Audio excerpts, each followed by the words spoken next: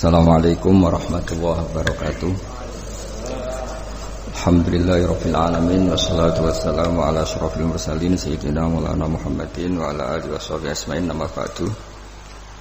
Para kiai, para ulama, para teman-teman yang hadir di sini yang saya hormati. Di sini ada Kiai Haji Mas Duki, ada Bapak Yusuf Mansur, ada kiai yang bupati juga, Bapak Hafid. Yang saya hormati Direktur PKN STEN, juga Ketua Penasihat Takliman Dr. Dawud Arif Khan. Yang saya hormati teman-teman, karena dari awal ini ngaji untuk seneng ya, untuk farhah itu seneng. Tidak tahu saya bacanya Farhatul Aidin wa Falahul Faizin ya Pak Ketua, Pak Tamam. Saya cerita sedikit tentang seneng ya, al-farah ya. Dalam Islam senang itu sudah ibadah. Jadi di antara ibadah terbaik manusia itu senang. Jadi kalau analoginya kita dikasih rumah teman atau mertua atau guru atau siapa saja, hal paling menjengkelkan itu ya sudah dapat gratisan gerutu. Gerutu itu geremeng. Nah ini kita sudah pakai buminya Allah itu gratis, pakai airnya ya gratis, pakai oksigen ya gratis. Kok masih gerutu, itu sudah jadi hamba yang enggak benar itu. Jadi bayangkan kalau kita pakai oksigen bayar, pakai buminya bayar, pakai airnya bayar semua, kayaknya kita tidak mampu membayar ya. Dan kita sama Allah hanya disuruh ikrar, disuruh sujud. Pentingnya ilmu satu, bahwa itu akan menjadikan satu perilaku. Misalnya begini ya, dulu itu kiai-kiai Jawa zaman dulu itu berpatokan, karena dulu pemerintahan Hindia Belanda, seorang lagi masih pemerintahan Hindia Belanda. Itu dalil yang sering diutarakan itu, sebaik-baiknya umara itu yang datang ke ulama, terus sejelek-jeleknya ulama itu yang datang ke umara. Tapi semenjak pemerintahan Indonesia dan kemudian ditandai beberapa tokoh kayak Gus Wahid putra Kiai Hasyim jadi Menteri Agama, ada Gus Wahid putra Kiai Wahab juga jadi Menteri Agama, ada Kiai Fatur Rahman keluarga Mbah Maimun, keluarga Sarang juga pernah jadi Menteri Agama. Kemudian bersamaan dengan itu dibangunlah satu pegangan ilmu. Pegangan ilmu ini penting karena ini yang mengilhami semua orang Islam, terutama ya utamanya ulamanya. Ada seorang ustadz, seorang guru ngaji yang karena melihat rata-rata penguasa itu zalim ya, datang ke Harun ar-Rasyid. Ini perlu disemak, datang ke Khalifatullah atau Amirul Mukminin Harun ar-Rasyid. Karena beliau seorang raja, tentu terduga lah, atau ya umumnya atau gimana lah istilahnya, itu ya rata-rata ya agak seenaknya, namanya raja, namanya penguasa. Ini dalam pikiran ustadz itu, tidak mesti dalam fakta. Kemudian si ustadz itu matur, ya Amirul Mukminin, inni nasihun lak famusyaddidun alaika fala tajidanna fi nafsika syai'an. Saya ini mau nasihati Anda, kemudian saya cara nasihati itu keras, tolong jangan dimasukkan hati. Dia bilang famusyaddidun alaika, saya nanti kalau nasihati itu keras sekali, tolong dimaklumi karena ini penting, karena Anda harus dinasihati secara keras. Tapi sebelum nasihat itu diutarakan, kata Harun ar-Rasyid, karena beliau Bani Abbas dan beliau orang alim, termasuk muridnya Imam Malik, kata Harun ar-Rasyid, uskut, kamu diam Ustaz. Inna Allaha ta'ala arsala man huwa khairun minka ila man huwa syarrun minni wa ma'adzalika yaqulu Allahu ta'ala faqula lahu qawlan layyinan la'allahu yatadzakkaru aw yakhsha. Jadi ini sekaligus etika dan norma ya bagi semua dai di Indonesia dan semua kita. Wahai Ustadz, kamu diam. Allah Ta'ala itu ngutus orang yang lebih baik ketimbang kamu, yaitu Nabi Musa, ke orang yang lebih jelek ketimbang saya, yaitu ke Fir'aun. Itu saja harus pakai etika, faqula lahu qawlan layyinan. Kamu harus ngomong yang halus ya. Jadi intinya ini Harun ar-Rasyid komplain, kamu itu kalau jadi ustadz kok ngaji kira-kira gitu. Jadi betapa baiknya orang dulu memahami Quran. Jadi Quran itu dibaca, kemudian kita mungkin baca terus jadi cerita, Mungkin ada yang baca jadi perilaku, ada yang baca kemudian itu mengilhami, membentuk. Nah kira-kira itulah yang membentuk kiai-kiai alim di NU, di beberapa pesantren maupun orang-orang alim di luar NU. Asal apa ya, ngajinya dan bacanya seperti kita, pasti seperti itu. Karena cara berpikir tadi sudah. Jadi akhirnya si ustadz tadi keluar dan minta maaf, anta a'lamu minni, ternyata engkau lebih alim ketimbang saya. Jadi kalimat famusyaddidun alika, saya akan keras cara memberi nasihat, itu yang diket, yang dipotong, yang dibatalkan atau yang diralat oleh Khalifatul Harun ar-Rasyid. Yaitu dikatakan inna wuha ta'ala arsala man huwa khairun minka ila man huwa syarrun minni.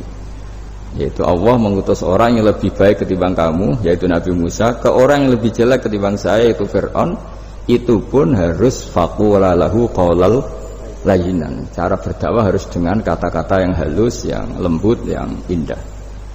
Dan dengan kata-kata itu diharapkan la'allahu yatadzakkaru aw yakhsha. Semoga yang didakwai menjadi ingat. Sehingga dengan kemampuan ilmiah seperti ini menjadi pegangan bersama bahwa kita sebagai dai atau sebagai tetangga atau sebagai sama-sama warga Indonesia, bawaan kita memang harus faqula lahu qaulal layyinan la'allahu yatadzakkaru aw yakhsha. Kemudian dalam disiplin ilmu yang lain, halus itu tidak kuat. Angin itu ya halus, tapi kalau di manage itu jadi kekuatan yang dahsyat. Begitu juga air dan sebagainya. Sehingga tidak perlu khawatir terus kalau dakwah halus itu tidak punya efek yang signifikan. Tidak juga. Allah Ta'ala itu pengelola angin. Angin itu kekuatannya dahsyat, sehingga Nabi Sulaiman dikasih kekuatan angin dan bisa terbang kemana-mana. Kemudian sekarang jadi teknologi yang banyak memanfaatkan angin, mulai rem, mulai apa saja. Sehingga dari cerita saya ini kemudian terus kiai-kiai itu membentuk dakwah termasuk di ekonomi dengan cara yang rileks. Nah cara rileks itu satu tentu dimulai dengan ilmu. Misalnya begini, saya beri contoh. Ketika ada orang melafadzkan kalimat la ilaha illallah, tiada Tuhan selain Allah. Kemudian kalimat ini mungkin kalau orang NU baca itu rutin ya, karena kiainya kelamaan ya yang ikut sambil tidur ya. Kalau tahlil itu disebut kiai tertentu itu mesti yang belakang wah suwi itu kalau kiai itu lama itu. Nah kiainya juga karena jadi lakon ya kan lebih semangat karena pegang mic. Biasanya gitu di NU itu, kalau khotib mesti semangat karena yang pegang mic, yang dengerin mesti ngantuk karena monoton itu. Karena yang mendengerin sudah tahu pasti nyuruh baik meninggalkan yang jelek, jadi ilmunya sudah disimpulkan dulu. Setiap yang tidur di masjid mesti tak tanya kenapa tidur, ilmunya tidak ada perkembangan, Gus, nyuruh yang baik meninggalkan yang jelek. Tapi kalau ilmunya agak ada perubahan kan dengar semua pasti nyuruh yang jelek meninggalkan yang baik. Karena watak manusia itu agak-agak suka fitnah, itu suka geger. Tapi kalau monoton itu mesti enggak itu. Tapi yang menjadi pegangan kita, saya ulang lagi, itu ilmu dulu. Saya ulang lagi, itu ilmu dulu. Saya berkali-kali menyontohkan, kalau ada orang kafir, orang yang tidak bersyahadat 70 tahun, kemudian dia bersyahadat sekali saja di akhir hayatnya, itu kata Allah, qulil ladzina kafaru iyyantahu yughfar lahum ma qad salaf.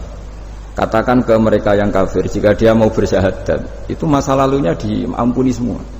Sehingga kedahsyatan kalimat ini luar biasa. Orang yang kafir 70 tahun saja, barokahnya la ilaha illallah ini, dosanya bisa diampuni semua.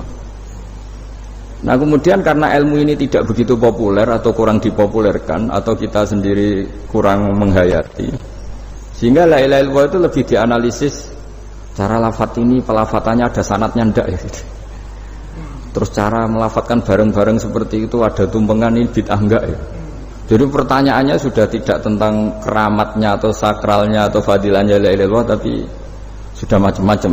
Jadi dan cara seperti ini ada hadisnya enggak, legal enggak, terus ada sanadnya enggak.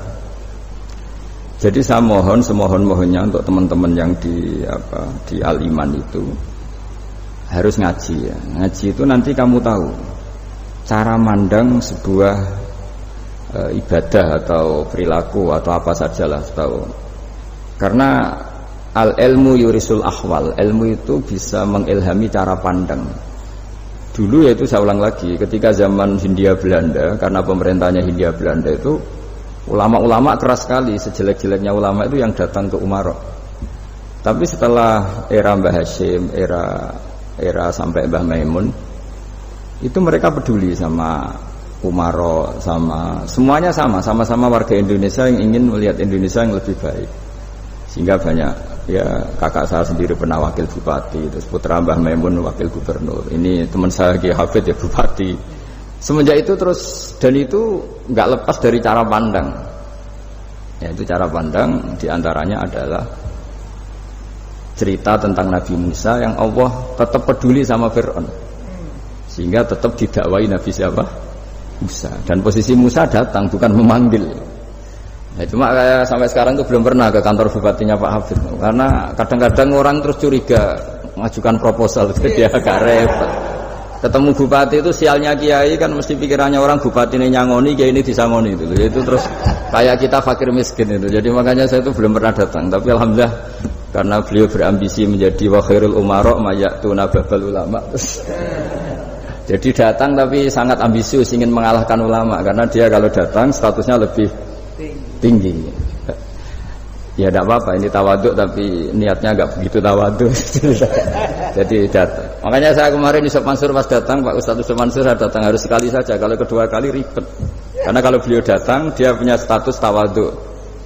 Lama-lama yang didatangi jadi takabur. Saya jadi yang ahli neraka, dia ahli surga. Saya akan rugi dong. Artinya rugi, gue kehilangan teh, kehilangan kopi, dia beliau berstatus tawaduk, saya berstatus takabur, kan repot. Makanya saya berharap jangan datang lagi. Karena jadi repot itu, jadi repot kan. Padahal saya kalau disuruh datang ke Jakarta kayaknya ya berat, selain sibuk juga takut ganggu saya. Jadi saya sering di Jakarta, tapi ya tadi jarang ya. Biasanya ngajarkan waktu hanya pas saja, tidak kurang tidak lebih. Biasanya ngajar di pondoknya Pak Kures itu di Baitul Quran ya. Hanya ngajar santri-santri itu. Nah, jadi pemahaman Quran dulu itu kata Imam Ghazali, ini sekaligus karena ada Pak Ustadz Yusuf Mansur, itu membaca Quran itu membaca, bukan bercerita. Kalau kamu membaca seperti ini, kunta qori'an, kamu pembaca. Pembaca itu yang mengambil pelajaran. Tapi kalau kamu hanya cerita, itu namanya kunta hakian. Sebenarnya Anda tidak membaca Quran, tukang cerita. Misalnya tadi cerita Nabi Musa datang ke Fir'aun. Itu kalau kamu hanya cerita, wah dulu itu ada orang namanya Fir'aun didakwai Nabi yang namanya Musa. Ya ini namanya tukang cerita. Kalau kamu pembaca tidak gitu. Betapa baiknya Allah, orang sengawur Fir'aun saja ininya Allah masih ingin diselamatkan dengan mengutus Nabi Musa kekasihnya. Itu namanya kunta qori'an, kamu pembaca betul, bukan kunta hakian, kamu tukang cerita. Begitu juga seterusnya tentang Quran, ayat-ayat seterusnya.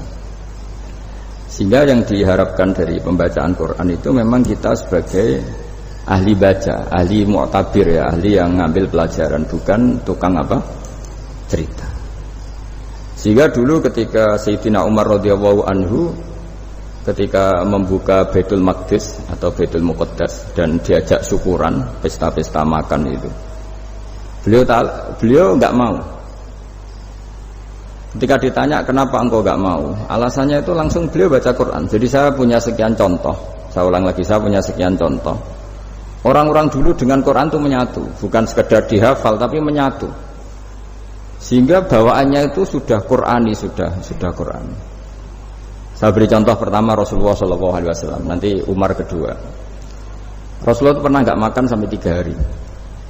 Terus ditanya oleh sahabat, lalu kekuatan engkau bisa hidup apa? Terus menghentikan al-aswadani, maksudnya itu tamar dan air, hanya makan kurma dan air. Tapi beliau tidak ketemu roti atau tidak ketemu nasi lah kalau orang Indonesia. Ketika hari ketiga dikasih makan oleh sahabat, dipotongkan kambing, kemudian baru makan 3 lukmah, kira-kira ya 3 asupan nasi, berhenti. Padahal sahabat yang lapar sama dengan Rasulullah itu membayangkan Nabi itu sampai kenyang, sampai apa. Tapi ketika ditanya, seperti ini pun nanti ada hisabnya. Walatus alunna yauma idzin anin naim. Jadi acara makan-makan gini itu nanti ada hisabnya. Nabi nangis. Akhirnya sahabat nggak jadi nerusin makan. Jadi ketakutan orang dulu sama ketika Sayyidina Umar dijak pesta ketika memenangkan Baitul Maqdis itu. Inna wa ta'ala ayyara qauman. Allah itu mengkritik sebuah komunitas kaum karena apa? Adhabtum thayyibatikum fi hayatikumud dunya wastamta'tum biha. Kamu adalah orang-orang yang jatah nikmat kamu sudah kamu habiskan di dunia. Adhabtum itu kalian habiskan jatah kenikmatan kamu di dunia. Wastamta'tum biha, kamu di dunia sudah berpuas-puas. Maka jatah Anda sekarang di akhirat habis. Sehingga Sayyidina Umar enggak mau pesta-pesta karena takut jatah nikmatnya habis. Kata beliau terus astabqi thayyibati, akan saya sisakan sisi-sisi kebaikan saya supaya tidak habis.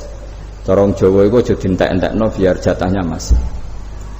Sehingga di dunia kiai itu ya meskipun saya akrab bupati, akrab mungkin wakil gubernur, saya itu ya jarang ketemu. Karena kalau orang Jawa bawaannya ketemu ya makan-makan, guyon-guyon. Nak keterusan ras dia mlebu swarga. Makanya saya pastikan Pak Yusuf Mansur kesini tidak akan saya jamin, biar aja, biar jatahnya masih. Jadi ini bukan karena saya bakhil, biar jatahnya masih. Mendit menyelamatkan. Ya, jadi itu ilmunya kiai.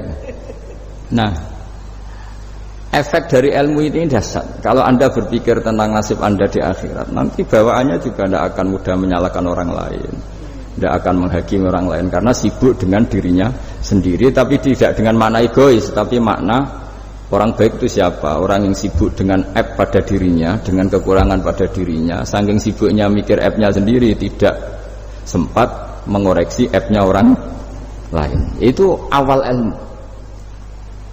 Ilmu itu tidak dimulai dari larangan. Kalau larangan karuan, tidak termasuk ahli surga orang yang suka mengadu domba, tidak termasuk orang baik yang cari kesalahan orang lain. Itu namanya pelarangan.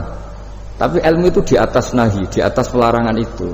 Kamu punya kesadaran bahwa kamu itu yang penting selamat dulu, jangan memikirkan orang lain. Dengan makna bukan egois, tapi dengan makna supaya tidak menyalahkan apa orang lain.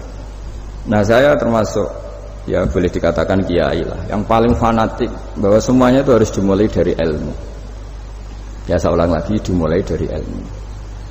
Nah, dari sini kemudian saya berharap Indonesia menjadi damai, menjadi baik. Itu bukan karena kita baik-baik banget ya, tidak mungkin kita ada nabi, tapi karena sudah sibuk dengan memikirkan kesalahan diri sendiri. Sehingga misalnya kita baca Quran, Rabbana dzalamna anfusana, lalu kita langsung ingat betapa hubungan kita dengan Allah itu harus ikrar dulu, merasa zalim dulu, merasa salah dulu.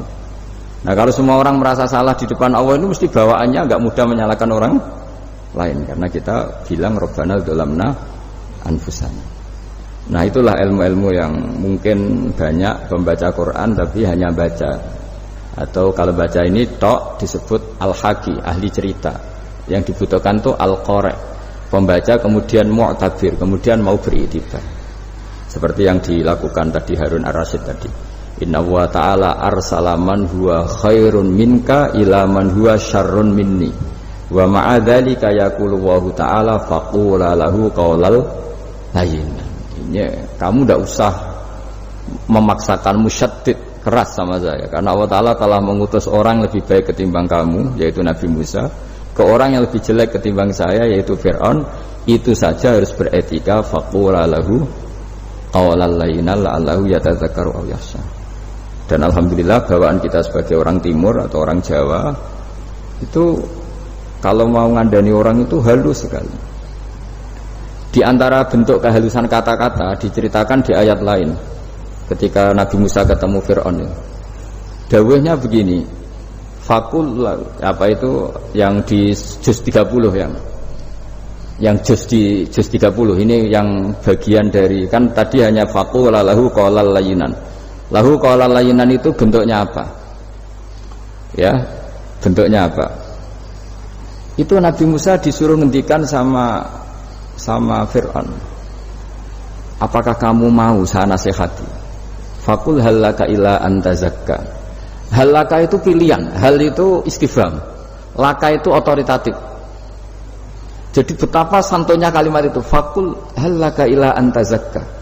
Jadi kalau dimaknani model Pak Hafid, model saya ngaji di sarang itu, halaka onoto iku kedue sira, berak bagi kamu, berak bagi Anda, apakah Anda berhak loh mendapat nasihat supaya Anda jadi orang yang lebih baik. Halaka ila anta zakat. Jadi tidak kalimat perintah, tapi kalimat pilihan. Apa engkau mau saya beri nasihat? Wahdiyaka ila rabbika fatakhsha. Dan saya beritahu kamu tentang Tuhan dan kemudian kamu menjadi orang yang baik, fatakhsha, orang yang punya khasyah, punya. Jadi kayak apa kalimatnya itu? Napa jenengan kersa? Itu kalau orang Jogja, orang-orang daerah-daerah yang pernah nyuguhi tamu itu kan, ayo makan-makan. Itu kan kayak tamunya itu kelaparan. Masa Pak Yusuf Mansur kelaparan? Tidak mungkin kan. Masa Ustaz terkenal kelaparan kan tidak mungkin itu. Monggo, nopo jenengan ngersakno. Karena bisa saja tamunya itu tidak kersa. Mungkin karena darah tinggi, mungkin karena takut dianggap fakir miskin, macam-macam kan orang enggak. Itu kalimatnya itu halaka ila anta zakka. Kayak apa indahnya dakwah. Halaka ila anta zakka. Itu ada kata laka itu ya terserah jenengan mau enggak. Wa ahdiyaka ila rabbika fatakhsha. Nah, itu yang disebut membaca. Kunta qari'an la hakian. Anda benar-benar membaca Quran, bukan sekadar pencerita. Nah, kemudian ini yang terakhir saya juga baru, sebenarnya saya itu nggak pernah bilang sanggup itu, tapi Pak Ustadz Zakaria itu GR terus. Sampai tadi pagi itu saya belum tahu kalau ada acara ini. Ya karena saya kiai, jadi kalau kiai itu kan ingatnya sama Allah saja. Kalau sama manusia itu rontok-rontok lali gitu. Itu bukan memaksa, ya memang lupa. Sejauh mana sih pentingnya manusia kan tidak penting cara ilmu tasawuf itu. Tapi karena ini titipan Rasulullah SAW terus menjadi penting kan. Dititipi umat kayak jenengan itu. Ya, sudah ngaji ngatur kiai ribet itu. Kiai ini biasa ngaji kan, kiainya yang ngatur, santri ini enggak. Pak Yai ngaji tanggal ini jam ini. Itu kan mengabaikan semua aktivitas kiai. Padahal jam ini mungkin saya punya jam. Mungkin jalan-jalan atau ngaji atau mutolaah atau munajat, gara-gara Pak Zakaria ini terus Mas Tamam ini yang provokasi. Harus ngaji di jam ini, tema ini. Saya itu kalau ngaji ditentukan tema itu, ini memang saya agak keras di bab ini. Itu kayak ibarat gini loh. Saya ini dokter, kemudian ada orang yang sakitnya itu jantung, terus bilang ke saya, Pak dokter sembuhkan kukul saya. Wong penyakit ekstrimnya itu jantung, kok bila disembuhkan apa? Kukul. Kan gak penting, sembuh tidak sembuh, kukul itu kan gak penting, jerawat itu. Kiai itu tahu kesalahan paling fatal manusia itu akidah. Tapi kadang-kadang mintanya ilmu yang tidak akidah, yang gak penting. Jadi kadang-kadang kiai itu ya digurui betul kalau di Indonesia itu. Misalnya, ini tidak nyindir loh, memang marah betul kalau di bab-bab seperti ini. Tapi ini biar jadi ilmu masif, ilmu yang general. Saya ulang lagi ya, Anda jadi dokter, tahu pasien Anda ini penyakit jantung kronis atau sudah fatal lah sudah. Terus orang itu bilang, Pak Yai, itu Pak dokter, tolong obati kulit saya supaya tidak jerawatan. Kamu bilang ini orang aneh enggak? Aneh kan? Nah, kiai juga gitu. Saya sering itu ada orang mau haji gitu, Gus doain saya jadi haji mabrur. Pernah belajar haji Pak? Dereng. Mungkin enggak orang belum belajar nyupir terus kemudian minta didoain, Gus saya mau nyupir doain selamat. Nyupir aja enggak bisa kok minta doa selamat. Harusnya urutannya kan belajar dulu baru minta doa. Tapi kali ini aliman bener ngajaknya akidah dulu, ahli sunnah kan. Ya itu bener karena akidah itu hal yang prinsip memang harus. Kalau kebetulan enggak bener tak revisi betul. Untungnya kok temanya bener. Jadi saya mohon ke seluruh orang-orang yang mau ngaji ke kiai itu tema itu biar yang milih kiai supaya tahu prioritas yang harus benahin. Jangan tema yang kita yang milih, jangan-jangan tema yang kita pilih itu tidak mendesak atau tidak penting. Ini bukan apa-apa, ini saking ingin baik saya ya, keinginan baik saya supaya dulu zaman sahabat ya gitu. Kalau ada pertanyaan salah sama Nabi dibenerin, cuma Nabi terlalu bijak. Cara benerin tuh enak. Kalau saya karena tidak Nabi saja ya agak-agak kasar kan. Kalau tidak Nabi tidak wajib bener terus. Yang wajib bener terus itu Nabi. Saya beri contoh. Nabi itu ngendikan tentang kiamat. Kiamat itu dahsyat, mengerikan gini-gini. Kalau pikirannya orang kampung itu begini. Nabi ini aneh. Cerita kiamat dahsyat tapi nggak ada tanggalnya, ada tahunnya. Harusnya ada dong biar kita bisa persiapan. Sehingga Nabi disomasi di tengah-tengah khutbah itu, ya Rasulullah mata sa'ah. Karena ini orang Bedui, Nabi nggak dengerin, diulang lagi. Mata sa'ah ya Rasulullah. Ketika Nabi mengabaikan itu ada dua kelompok sahabat, yang satu bilang lam yasma, Nabi tidak dengar sehingga mengabaikan. Yang kedua bilang sami'a wa kariha, Nabi sebenarnya mendengar tapi tidak berkenan. Tapi diulang lagi ketiganya, ya Rasulullah mata sa'ah. Akhirnya Nabi jawab, mau tidak mau, karena kalau enggak ya namanya orang Bedui ngomong terus. Nabi balik tanya, ya karena cara berpikir dia kalau kiamat itu jelas kapannya kan bisa persiapan gitu. Paling enggak pas mau kiamat terus pas ngaji Quran apa kan bisa persiapan itu. Akhirnya Nabi balik tanya, ma'atatalaha, kalau kamu berani tanya kiamat lalu persiapan kamu apa? Ya terus orang itu bilang masyhur itu, ma'atatulaha kabira sholatin wala siyamin wala kadza wa kadza walakinni uhibbuka. Saya sebenarnya tidak punya persiapan ya Rasulullah, cuma persiapan banyak puasa ya enggak, banyak sholat enggak, tapi saya mencintai engkau. Terus masyhur itu jadi hadis paling legenda, almar'u ma'aman ahabba, sebagian disebut anta ma'aman ahbabta. Ini kata semua sahabat yang di masjid. Si Bedui ini orang paling dibenci sahabat karena mengganggu Nabi saat khutbah, tapi akhirnya ini menjadi orang paling dicintai sahabat karena barokahnya itu hadis itu keluar secara terbuka, almar'u ma'aman ahabba. Sebagian riwayat yukhsyarul mar'u ma'aman ahabba, nanti orang akan sowan sama Allah bersama orang yang mereka cinta. Itu sahabat-sahabat fama farihu ba'dal Islam farahahum bihadal hadis. Mereka tidak pernah senang setelah masuk Islam sesenang hadis ini. Karena kita tidak perlu soleh-soleh banget, cukup menyintai orang apa? Soleh gitu. Makanya saya sekali bilang itu ya, kadang-kadang saya jadi orang alim itu ya rugi. Ruginya tadi. Misalnya untuk menjadi orang alim kan harus hafal Quran, ngaji Bukhari, Muslim, Ikhya. Ternyata pengumuman kedua orang nggak bisa apa-apa, gelombang kedua para pecinta, waduh, itu kan repot ya.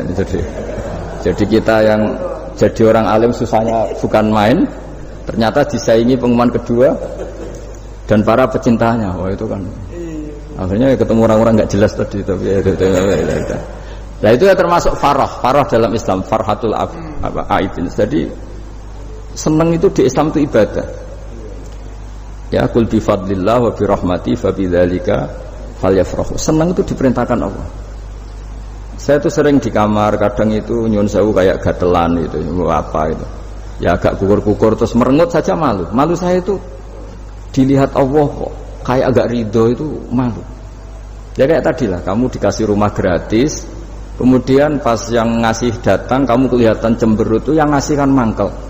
Sudah dikasih gratis masih cemberut. Sama hubungan kita dengan Allah itu semuanya dikasih gratis. Makanya tabassum, senyum itu ibadah. Kita yang nekuni ilmu hadis, betapa hebatnya Nabi ngendikan, kalau kamu tidak bisa ibadah yang berat-berat, cukup ibadah senyum. Kadang ngendikan tol qati wajhin, kamu cukup berwajah yang indah, yang menyenangkan. Tabassum, senyum. Kalau kamu tidak bisa membalas jasanya orang yang ngasih, minimal kamu senyum, lihat minimal kamu kelihatan senang gitu. Makanya senang itu sudah ibadah. Dan sekarang orang untuk senang saja susah, karena bawaannya nuntut orang lain supaya kayak keinginan dia, bawaannya nuntut, ya ribet. Kalau gitu ya ribet. Makanya saya bilang al ilmu yurisul ahwal, ilmu itu diperkuat. Nanti yurisul ahwal, ilmu itu akan membentuk Anda.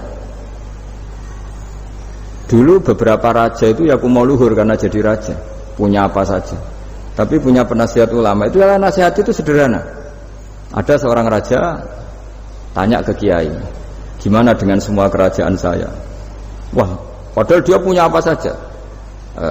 Jenengan miskin sekali, itu kerajaan seluas ini, kok bisa aja?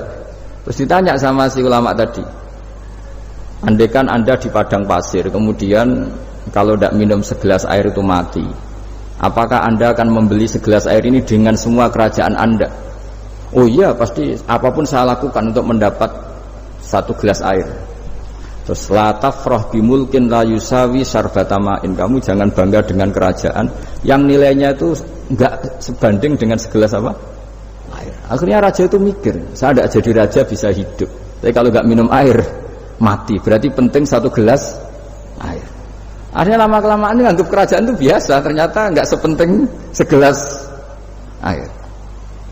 Ya seperti kita lah, misalnya orang enggak punya alpat itu tidak malu. Tapi kalau nggak punya celana itu malu. Kamu mau punya alpat tapi nggak punya celana? Kan nggak mau. Yaitu ilmu. Ilmu itu yurisul akhwal. Ilmu akan melahirkan satu perilaku. Jadi kalau ilmu Anda mantap, pasti syukurnya juga mantap gitu. Ya makanya saya termasuk kiai yang selalu mendorong pentingnya ilmu. Bahkan kata Sufyan Ats-Tsauri ngendikan saking pentingnya ilmu ada kata fa'lam annahu la ilaha illallah, dimulai kata fa'lam. Dan saking pentingnya ilmu itu setiap nabi itu status permanennya itu hanya satu, mengajar. Rabbana wab'ats fihim rasulam minhum yatlu 'alaihim ayatik, membacakan ayat-ayat Allah sampai wa yu'allimuhumul kitab, mengajarkan kitab wal hikmah. Bahkan Allah sendiri wasofa dzatahul aliyah bi annahu al-muallim, yaitu Allah ngendikan Ar-Rahmanu 'allamal Qur'an. Jadi betapa hebatnya pengajar. Allah sendiri mensifati dirinya itu Ar-Rahmanu 'allamal Qur'an. Allah itu Maha Rahman yang mengajarkan Quran. Di surat Iqra juga disebutkan Iqra wa rabbukal akram alladzi 'allama bil qalam. Jadi Allah mensifati dirinya sebagai pengajar. Kayak apa pentingnya mengajar? Karena al-ilmu yurisul ahwal. Ilmu ini melahirkan satu sikap. Pernah ada orang hartanya itu habis karena ngobati ibunya. Terus datang ke saya, dia sumpek karena hartanya habis ngobati ibunya. Terus dia bilang, Gus, saya ini sekarang sudah miskin karena ibu saya sakit dan harta saya habis untuk ngobati ibu saya. Terus tak guyoni sama saya, kon kepen pinter apa kepen goblok? Kepen pinter Gus. Ya, ingin pinter apa ingin goblok? Katanya ingin pinter.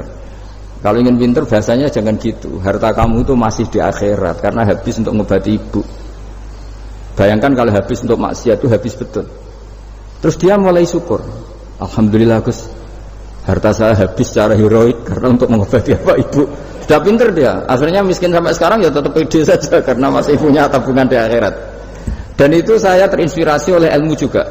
Jadi dulu Sayyidah Aisyah itu pernah nyimpan sepotong daging kambing, disimpan untuk dimakan beliau.